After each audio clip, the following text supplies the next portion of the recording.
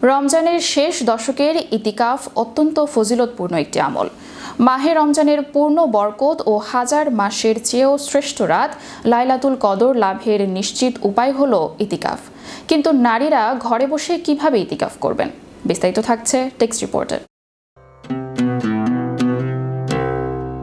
রমজানের শেষ দশকের ইতিকাফ অত্যন্ত ফজিলতপূর্ণ একটি আমল।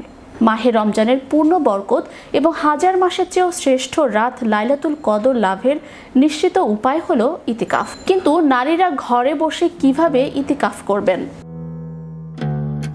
ইতিকাফের ফজিলত সম্পর্কে রাসূলুল্লাহ সাল্লাল্লাহু আলাইহি সাল্লাম বলেছেন, যে ব্যক্তি আল্লাহর সন্তুষ্টির জন্য একদিন ইতিকাফ করবে, আল্লাহ তার ও জাহান্নামের মাঝে 3টি পরীক্ষার সমান দূরত্ব সৃষ্টি করবেন। প্রতিটি পরীক্ষার দূরত্ব হবে আসমান ও জমিনের মধ্যবর্তী দূরত্বের সমান। ইতিকাফ কেবল পুরুষদের জন্য নয়, বরং নারীদের জন্য এটি একটি বিশেষ ইবাদত।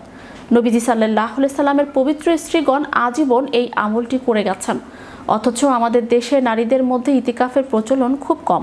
ঘরোয়া পরিবেশে থেকেই নারীরা খুব সহজে এই সওয়াব অর্জন করতে পারেন। নারীদের জন্য ইতিকাফের মূল স্থান হলো তাদের ঘর। সহিহ হাদিস মতে নারীরা ঘরে নামাজ পড়লে মসজিদে নামাজ পড়ার সমান সওয়াব পান।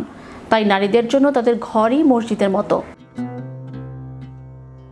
ঘরে নামাজের জন্য আগে থেকে কোনো স্থান নির্ধারিত থাকলে সেখানে ইতিকাফ করবেন, আর না থাকলে ঘরের একটি নির্দিষ্ট অংশ ইতিকাফের জন্য ঠিক করে নিতে হবে।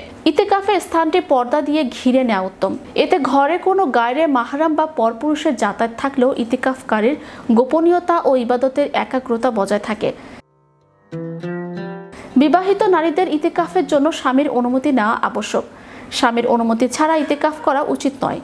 অন্যদিকে স্বামীদেরও উচিত যৌক্তিক কোনো কারণ ছাড়া স্ত্রীকে বাধা না দেয়া, বরং স্ত্রী ইতিকাফ করলে স্বামীও সেই সওয়াবের অংশীদার হবেন।